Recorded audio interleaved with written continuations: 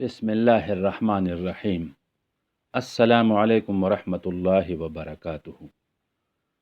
ناظرین محترم، اللہ سبحانہ و تعالیٰ کی طرف سے آپ سب پر بے شمار نعمتیں اور برکتیں نازل ہوں۔ داستان انفو کی جانب سے آپ سب کو خوش آمدید کہا جاتا ہے۔ ہماری آج کی کہانی کا مرکزی خیال یہ ہے کہ زہد و عبادت اور پارسائی کے لیے علم دین کا حصول ایک لازمی امر ہے۔ علم کے بغیر عبادت گزار آسانی سے شیطانی بہکاوے کا شکار ہو جاتے ہیں۔ آج کی ویڈیو بنی اسرائیل کی تاریخ میں گزرے ایک پارسا بزرگ کے متعلق ہے جو شیطان کی جال میں پھنس کر عمر بھر کی ریاضت اور محنت کھو بیٹھا، یہاں تک کہ اس کا خاتمہ بھی ایمان پر نہ ہو سکا۔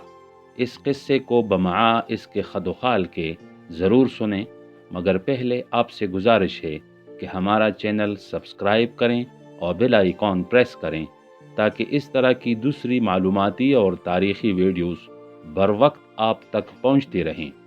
ویڈیو پسند آئے تو ضرور لائک کریں، بے حد شکریہ۔ ناظرین محترم، قوم بنی اسرائیل اگرچہ نافرمانی، سرکشی اور تجاوز کی تاریخ رکھتی ہے، مگر اس کا دامن تاریخ کبھی بھی بزرگان دین اور اللہ والوں سے خالی نہیں رہا۔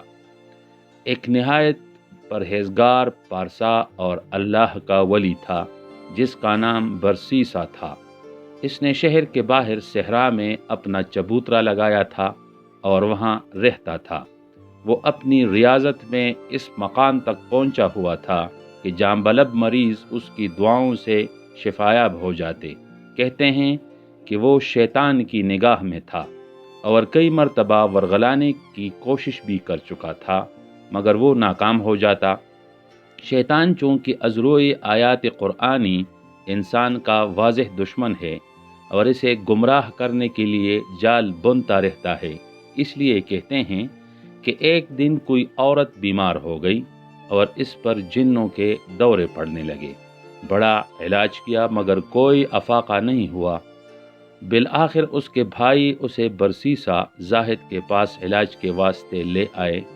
شیطان نے برسیسا کو مشورہ دیا کہ عورت زیادہ بیمار ہے، اس لیے کچھ دن اسے داخل چبوترا کروا دے۔ برسیسا زاہد نے اسے اجازت دے دی۔ بیمار عورت وہاں رہنے لگی۔ برسیسا زاہد اس کا علاج دم وغیرہ سے کرنے لگا۔ ایک دن شیطان نے عورت کی حسن و جمال کو بڑھا کر برسیسا کے لیے اتنا پرکشش بنا دیا کہ وہ اس سے زنا کر بیٹھا۔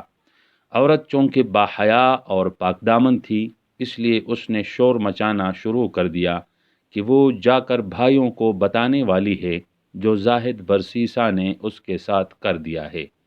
برسیسا زاہد بڑا پریشان ہوا کہ جو رسوائی آنے والی ہے اس سے کیسے بچا جا سکے۔ شیطان نے اسے مشورہ دیا کہ رسوائی سے بچنے کی صرف ایک صورت ہے کہ وہ اسے قتل کر دے اور اس کی لاش کو مصلے کے نیچے دفن کر دے، تاکہ اگر تحقیق اور چھان بین کی ضرورت پڑے تو کسی کی نظر وہاں تک نہ جا سکے۔ چنانچہ برسیسا نے عورت کو قتل کر دیا اور اس کی لاش کو مصلے کے نیچے دفن کر دیا۔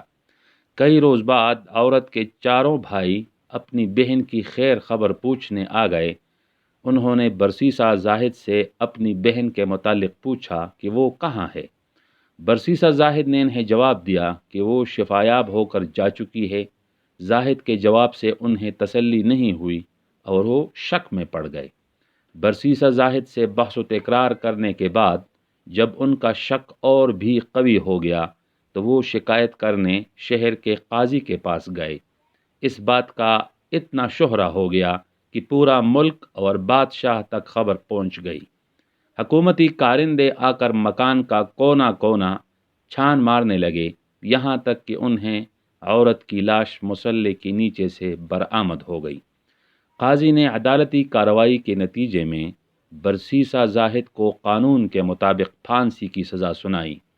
منادی کرا دی گئی کہ برسیسا مجرم کو فلاں وقت شہر کے چوراہے پر پھانسی دی جائے گی۔ برسیسا مجرم کو وقت مقررہ پر پھانسی گھاٹ لایا گیا۔ سارا شہر اور بادشاہ اس منظر کو دیکھنے کے لیے موجود تھا۔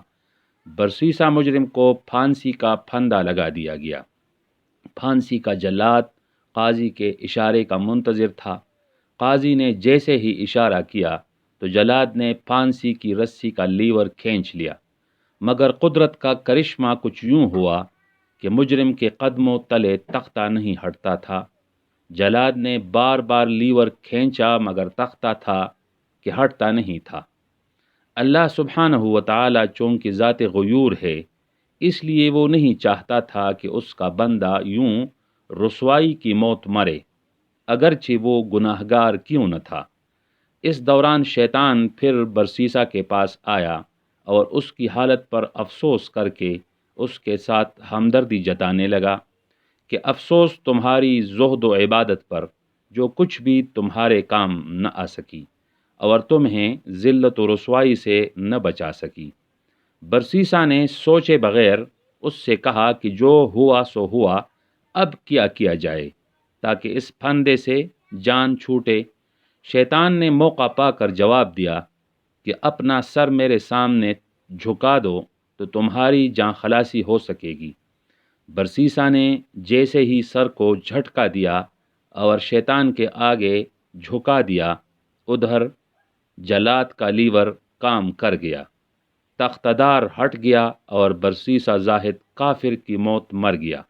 اس واقعے میں واقعی دیدہ بینا کے لیے عبرت ہے۔ اس لیے تو حکیم الامت نے کیا خوب فرمایا کہ ظاہر کی آنکھ سے نہ تماشا کرے کوئی، ہو دیکھنا تو دیدہ دل وا کرے کوئی۔ تو ناظرین، کیسی لگی آج کی باعبرت داستان برسیسا؟ اگر پسند آئی ہو تو ضرور لائک کریں۔ اگلی ویڈیو تک اجازت دیجیے۔ اللہ نگہبان۔